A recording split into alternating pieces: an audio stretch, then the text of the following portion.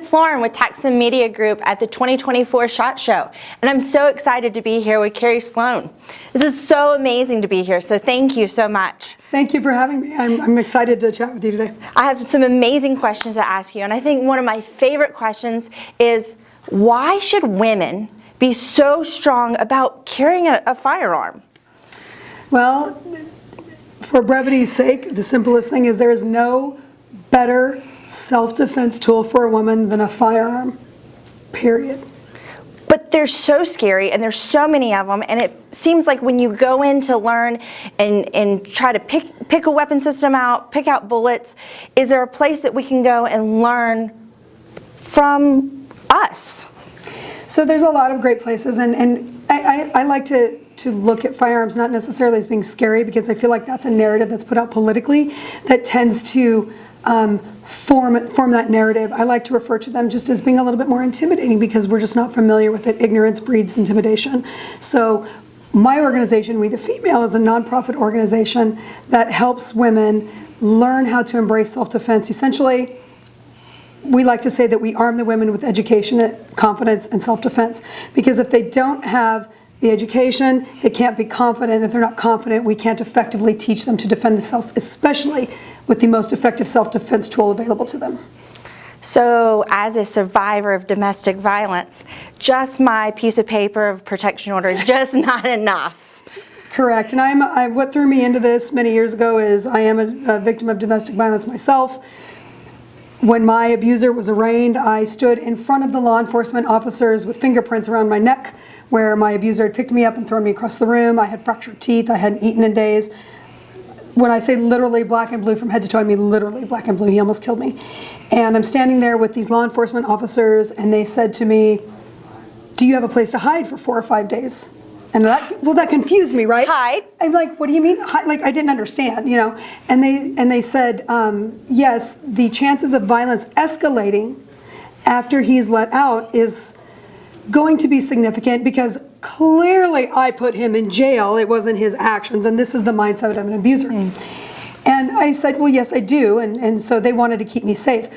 But even those law enforcement officers knew that restraining order wasn't enough. Right? It wasn't going to keep me safe. Enough. On top of that, it's frustrating to understand that people should understand how frustrating it is for abuse victims. Never once did they do anything to encourage me to learn how to protect myself. Now, that was in Washington State 15 years ago. You can imagine how much worse it is there now with the political climate. As much as I want to say that, you know, keep that as a nonpartisan conversation, it's really not. You know, and it would be naive to deny that, I feel. Yes. That being said, I had, of course, the nightmares. I was diagnosed with PTSD. What threw me into this many years ago was a law in Washington State called 1639. A lot of people in the gun industry are familiar with it because it was, at the time, was a very strict law. Yeah. What it is when you sign the 4473, that form that people think doesn't exist, you know, to buy a gun. Oh, yeah. Because it's as easy as buying oranges at the store, right? Too easy. I wish. So, in Washington State now, depending on what's in your medical record, it's a waiver of your medical record, signing your 4473. They can deny you the purchase of a gun. Well, I spoke out about that. I said, for those of you that just did this, voted for this, you just put me in a position that I may not be able to purchase that self-defense tool to defend myself from my abuser who is now stalking me. Yes. That went viral. Fast forward, here we are, because I'm realizing it wasn't just me. And the more that the female, my organization, comes out about it, we're finding more and more women every day that have gone through this. I mean, I just met you, and you've gone through it. Absolutely. 1 in 3 women will be abused in their lifetime. 1 in 7 men. That's an approximate. It changes every year, but that's in general. And we would be remiss not to acknowledge male abuse victims as well, because it very much happens to men as well. That being said, we decided that it was important to change the narrative of not only what self-defense looks like for women. Instead of hiding, we want to empower them to be able to protect themselves. Your empowerment with firearms and with appropriate training is just amazing. Thank you very much. We like to start at the foundation of, you're too pretty for prison.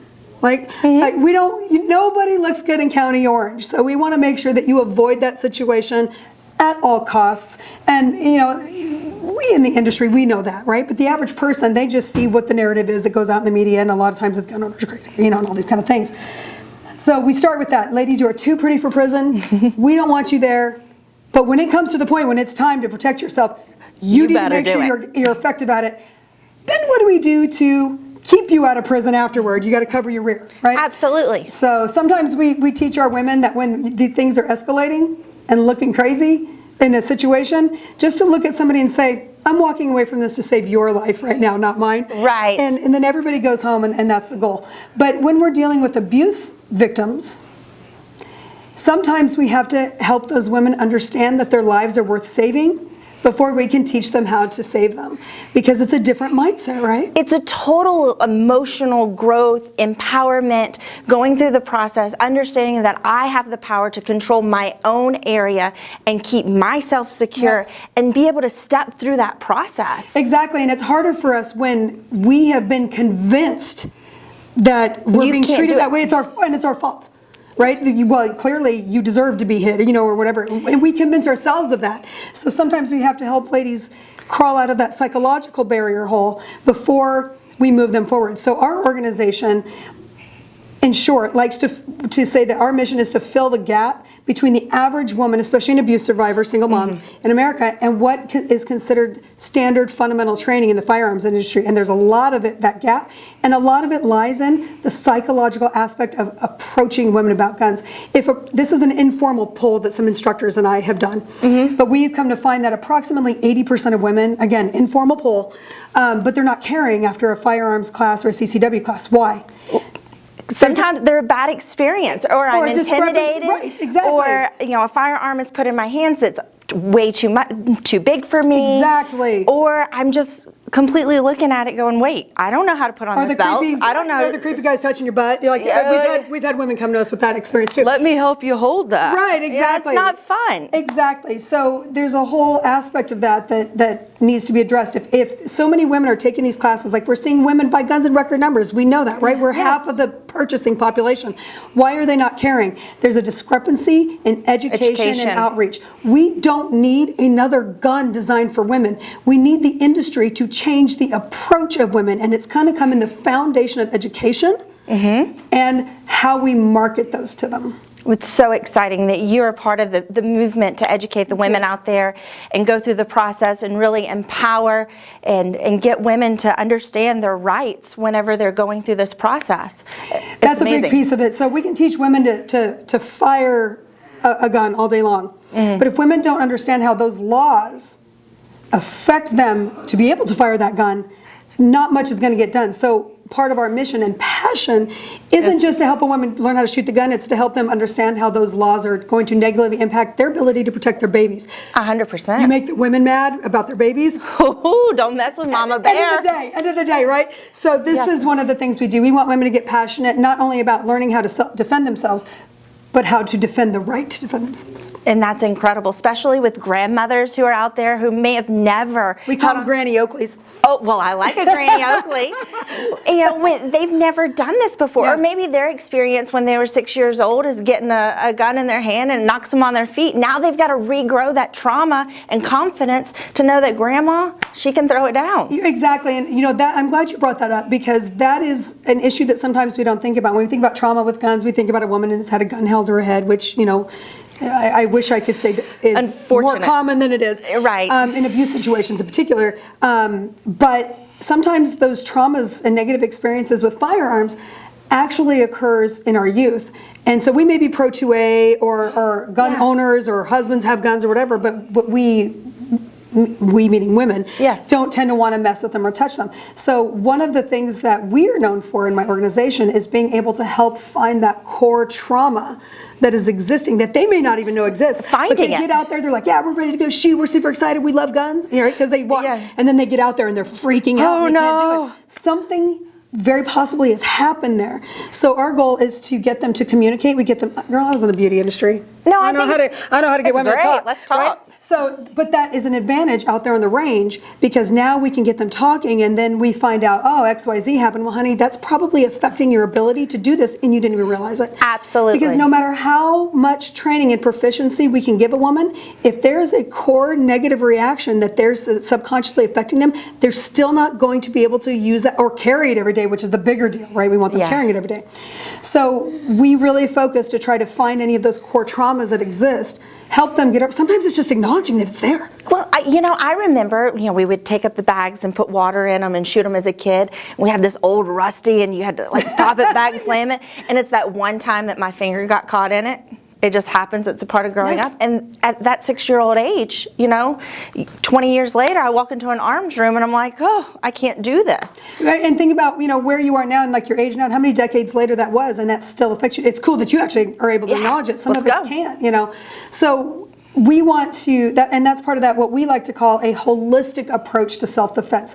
Help those women understand their lives are worth saving. Give them the education that will provide the confidence for them to walk out. One of our favorite things is seeing the light, especially our Granny Oakleys. Oh. They walk in like this, and then they walk out like this, and that's what it's about, right? That's exactly what it's about. Total training. That confidence. Now we help them to understand, oh, so you want that gun?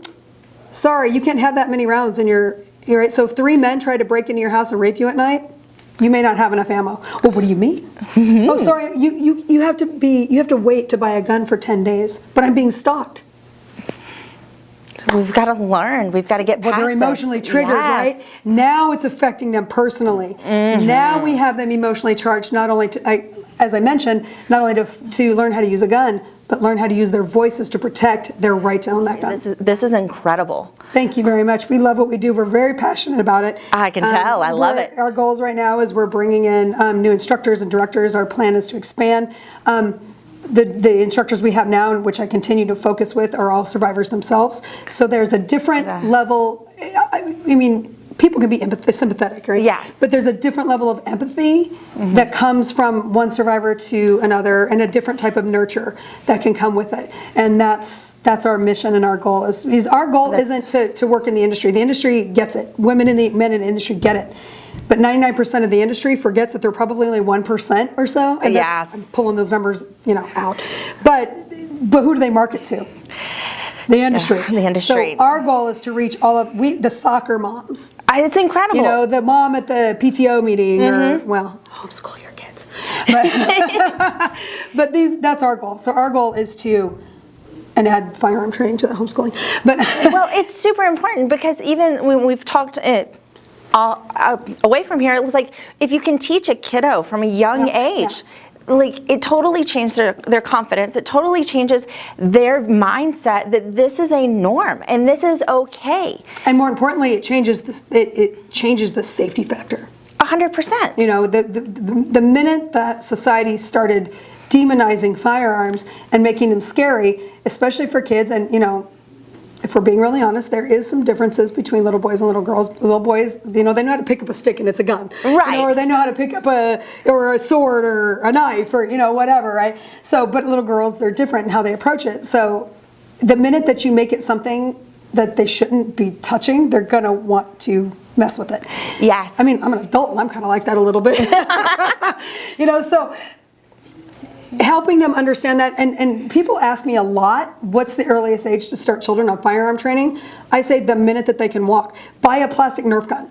Yes. Leave it around and start teaching them those 4 fundamental universal safety rules, and just start teaching that with a plastic, Nerf gun or whatever. And then as they get older, and then they can start shooting themselves. I mean, honestly, I've had 7-year-olds in my classes.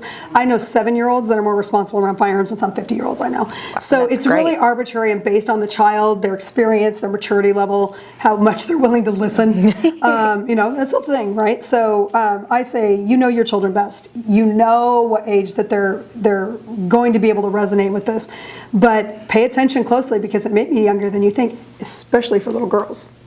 I think that's incredible, and it's a different mindset to look at it, and it's a different positive energy to put on something that so many people have tried to turn a negative eye to, or say like you shouldn't have it, or this is a bad thing, when it's not. It's actually empowering, it's education, it's confidence, and it's being able to go to places and do things without that looking over your shoulder.